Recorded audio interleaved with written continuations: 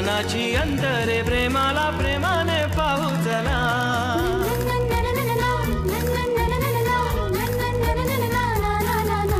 मनाशी बोलते जगाला जोडते प्रेमाने जागते प्रेम नवे. प्रेमाच्या गुपित नात्याचे गुपित प्रेमाला ठाऊक प्रेम हवे. प्रेमाच्या देशात प्रेमाच्या भाषेत प्रेमाच्या सुरात बोलू चला.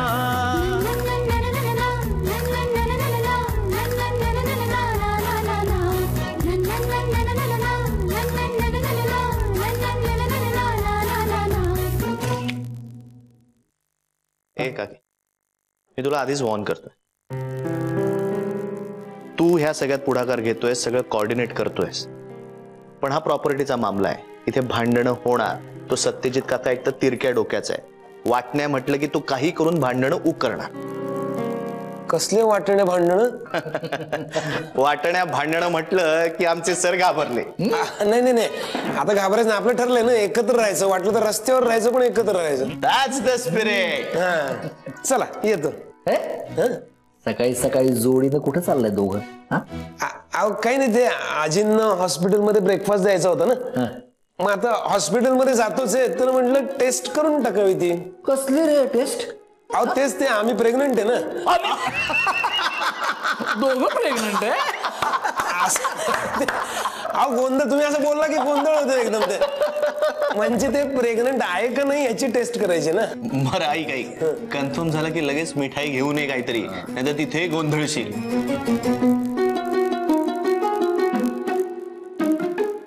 काय भारी माणसं आहेत, नाही किती इनोसंट आहेत या. हे बघाल का, आपण त्या US च्या मुलाचं स्थळ फायनल करूया. मी मोठे बाबांशी बोलले, त्यांनी मला गो हेड सांगितलं. उमा, तू त्या ईशाच्या लग्नाची एवढी का घाई? मला कळतंय मी काय करते ते, आणि या घरात माझं काहीतरी एक स्थान आहे आणि त्यानुसारच मी वागणार आहे. मग तुला आणि ईशाला कितीही वाईट वाटलं तरी माझा नाईलाज. हो, आणि मी आता येतोच आहे ना. हो भेटू. ओके या बाय. काकी ऐक, प्रधान सरांचा फोन होता. 8 तारखेला त्यांना वेळ आहे आपलं ते मृत्यूपत्राचं वाचन करण्यासाठी. तर सगळ्यांना कळवायला लागेल.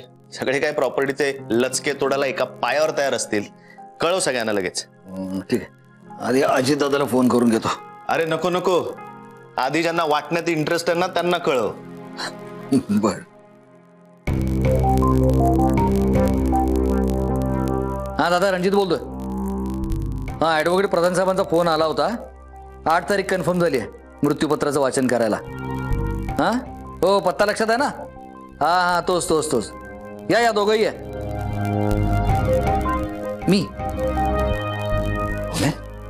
मी कसा आहे विचारतोय. इतकी वर्ष कधी चौकशी नाही केली रे, आत्ताच कसं काय? बरं आहे ना? हा हॅलो. नाही आहे, मी आहे अजून. नाही मी काय करतो, माझं नाटक वगैरे ते सगळं तुम्हाला आल्यानंतर आपण वेगळं सविस्तर चर्चा करूयात आपण. हा, आता अजित दादाला पण फोन करायचा आहे. हा, ठेवतो फोन. आता अजित दादाला फोन करतो. त्याला काही इंटरेस्ट नसणार आहे या प्रॉपर्टीमध्ये. सगळ्यावरच त्याने पाणी सोडलंय ना, बायको मुलावरही.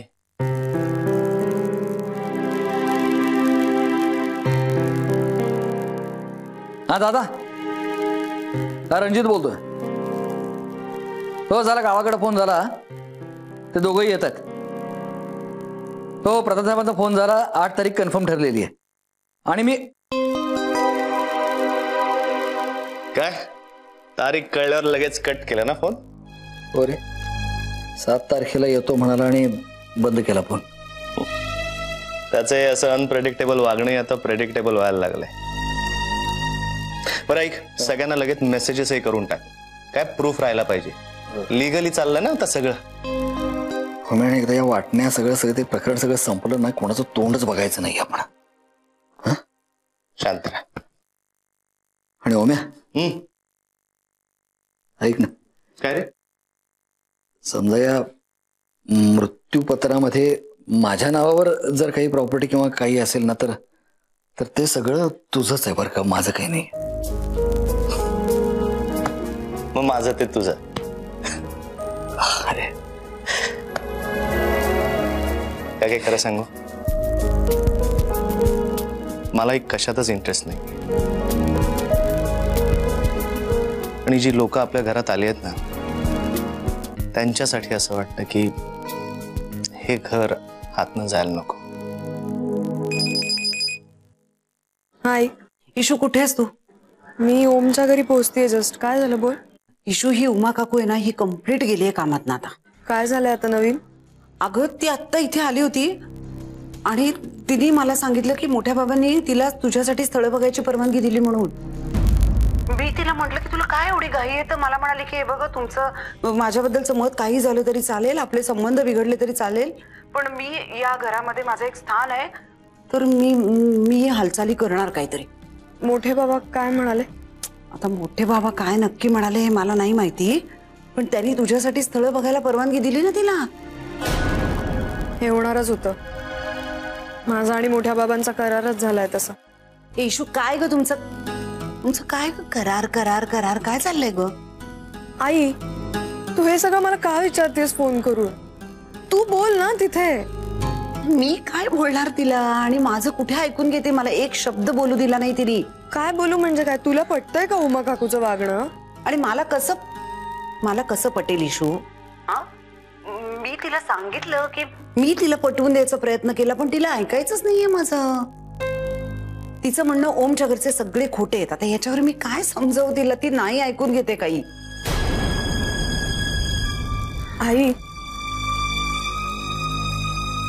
तुला आठवतंय का ग, म्हणजे लहानपणी ना तू मला एकदा एक स्केच पेनचा खूप महागडा सेट आणला होतास. तो बघून आदू पण रडायला लागली की तिला तसाच्या तसा स्केच पेनचा सेट हवाय. मग मी माझ्याकडचा सेट तिला देऊन टाकला आणि तुला खोटंच सांगितलं की तो हरवला माझ्याकडून म्हणून. एवढा महागातला सेट हरवला म्हणून तू आधी खूप चिडलीस माझ्यावर, खूप रागवलीस मला.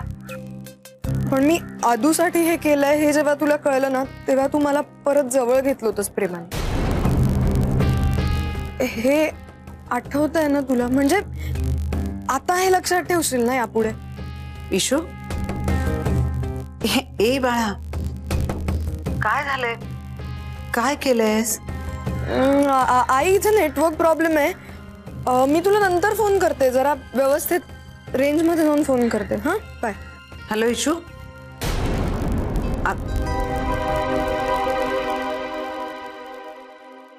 ठेवला.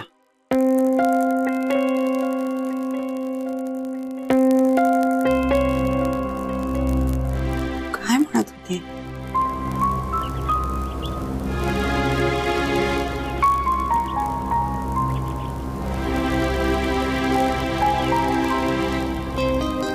बस आली नाही का अजून? बस स्टॉपवर बसल्यासारखं वाटतंय. काय ग, दमली आहेस का? काय करतो? माझं सोड ग, तुझं सांग. लो वाटतंय का? उमा काकू. अरे बाप, का आणखीन 10 स्थळ आणलेत वाटतं तिने. हे तुझं स्वयंवर वगैरे करायचं नाहीये ना तिला? मी तारीख नाही ना ठरवली. ईशा का स्वयंवर हे कुठल्या चॅनलला दाखवणार आहे? गप रे, कधी काय फालतू विनोद करतोस तू? माझे सगळे विनोद तुला फालतूच वाटतात. हो, कारण तसेच असतात ते. आपल्याला वाटतंय ना त्यापेक्षा खूप सिरियसली घेतलंय त्यांनी हे सगळं. आणि आता मला वाटतंय की एखादा मुलगा तिने आणलाच ना, तर मला किमान तोंड दाखवायला तरी जाऊन यावं लागेल तिथे. काही काय? अरे याला काहीच अर्थ नाहीये. ही काय बळजबरी आहे?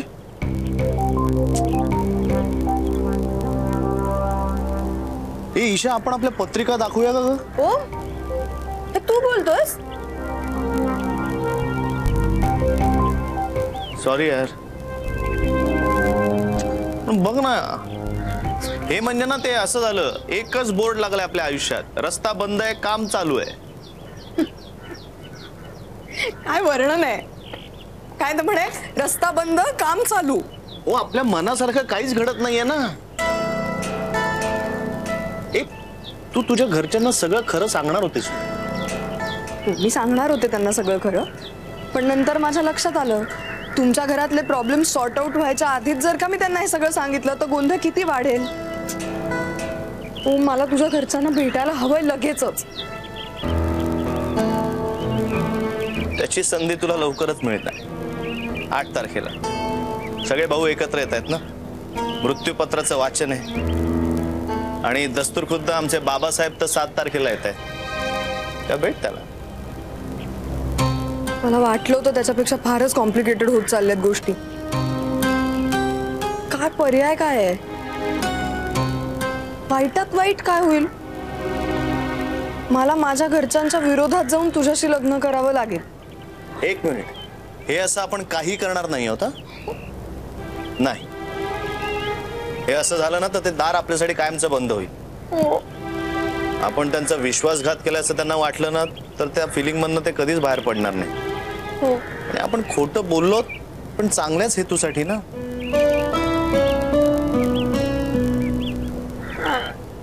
अजिबात नाही, मला ते नकोय.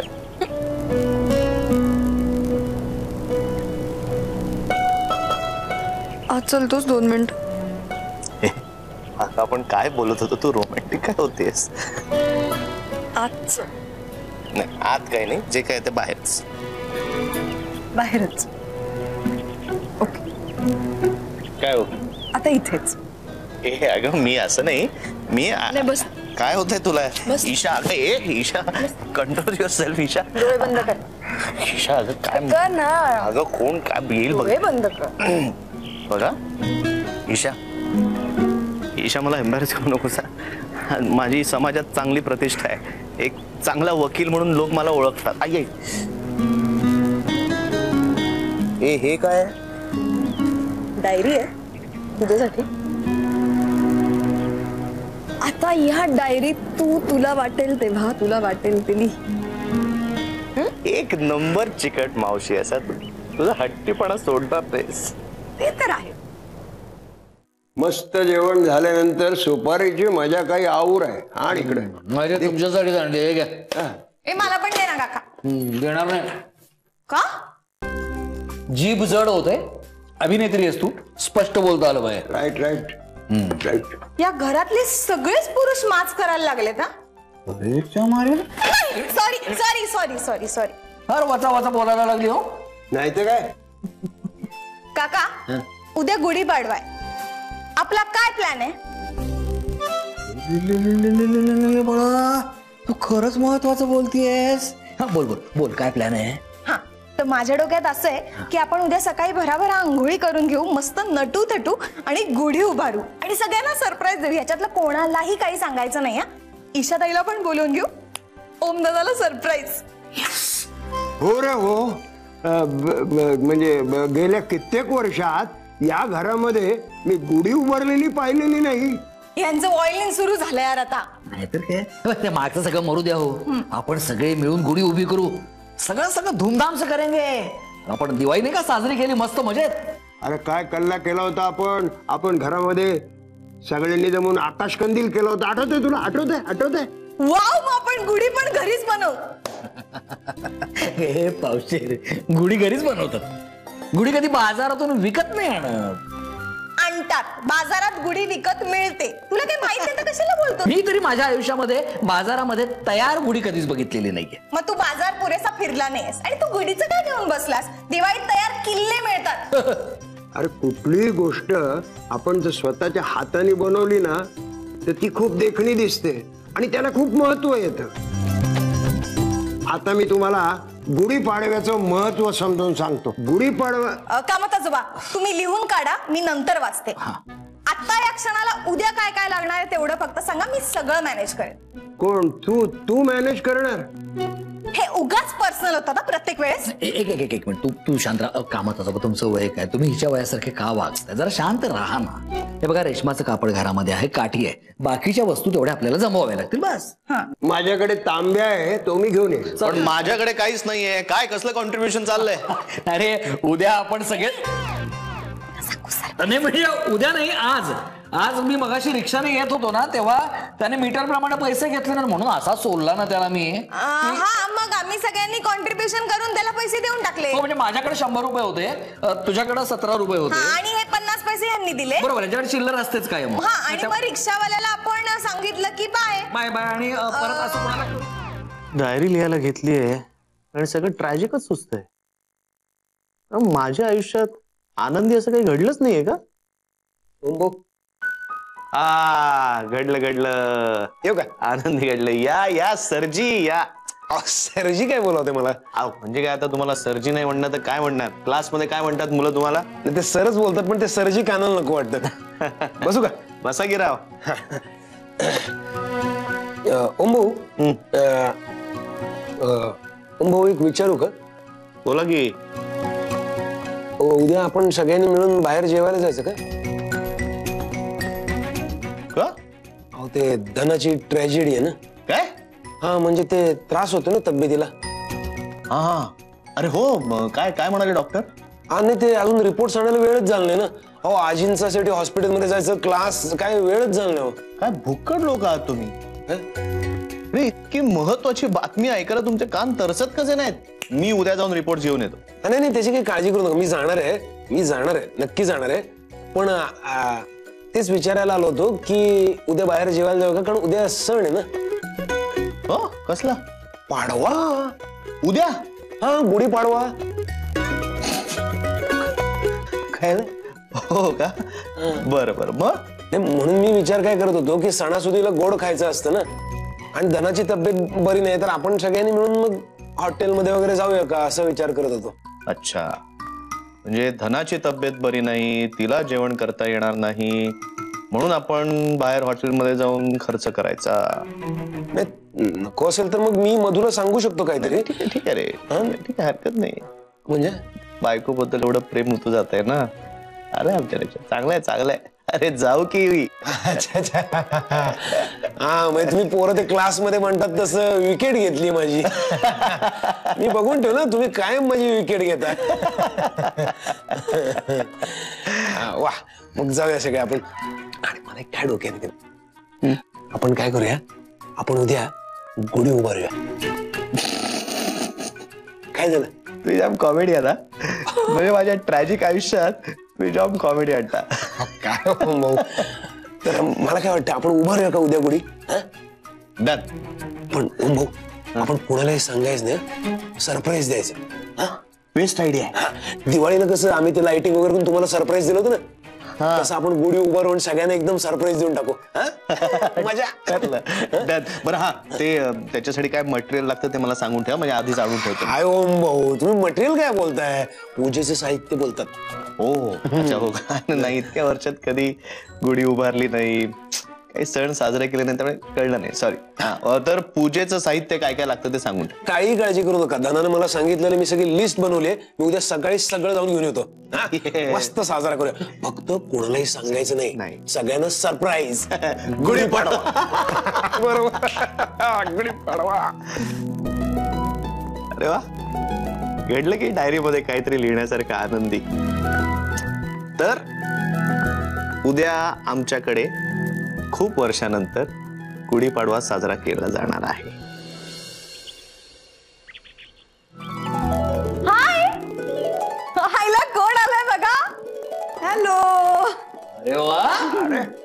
वा, अगदी सही दिसतेस. आता का? हा, आता का काढला अंगठा बाहेर? हा, अरे खरंच का मस्करी करताय माझी? वाईट दिसतंय? ईशाती तुला चांगलं माहितीये तू चांगली दिसतेस. उगाच काहीतरी विचारायचं म्हणून.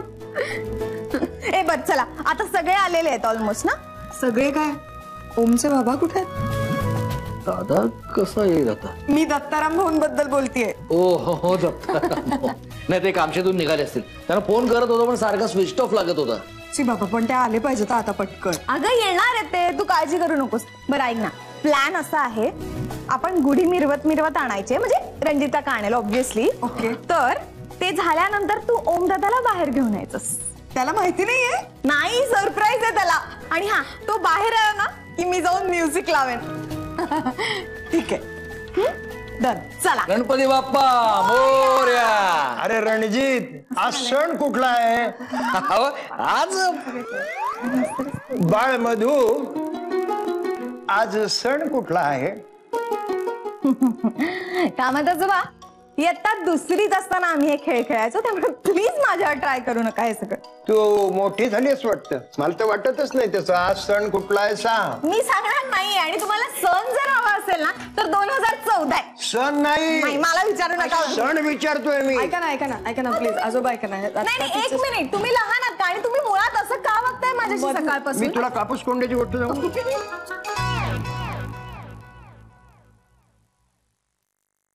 ओम दादा चला ना लवकर, गुरुजी येतीलच आता. या पूजेला गुरुजी कशाला बोलवलेत? ही पूजा घरच्या घरी करायची असते ना. ओम दादा काय हे? जयेश म्हणत होतीस ना चांगलं, आता पुन्हा कुठे आलीस गुरुजींवर? तू जयेश म्हटलेलं आवडतं मला. ओम दादा इतक्या वर्षांची सवय अशी जाते का एकदम? ओम दादा इतक्या वर्षांची सवय अशी जाते का एकदम? डायरेक्ट ब्लॅक अँड व्हाईट जमान्यातलं बोलायला लागलेस तू आजची बाई. बरं मला सांग, ते ह्याचं काय गुढीचं सेट आहे ना सगळं? म्हणजे अगं म्हणजे गुढी सजवली आहे ना, नाहीतर जे डायरेक्ट बांबू घेऊन यायचा फक्त. नाही नाही नाही नाही, सगळी मस्त सजवली आहे त्यांनी. मला एक गोष्ट सांग, आता ना मधू आली होती साडी नेसून आणि मला म्हणाली ती की मी बोलवल्याशिवाय बाहेर येऊ नका. तिला आपल्या सरप्राईजचं कळलं नाहीये ना? नाही. ती असं का म्हणाली? ओम दादा लवकर बाहेर ये. ओम दादा लवकर ये ना. हे काय पैठणीची जाहिरात?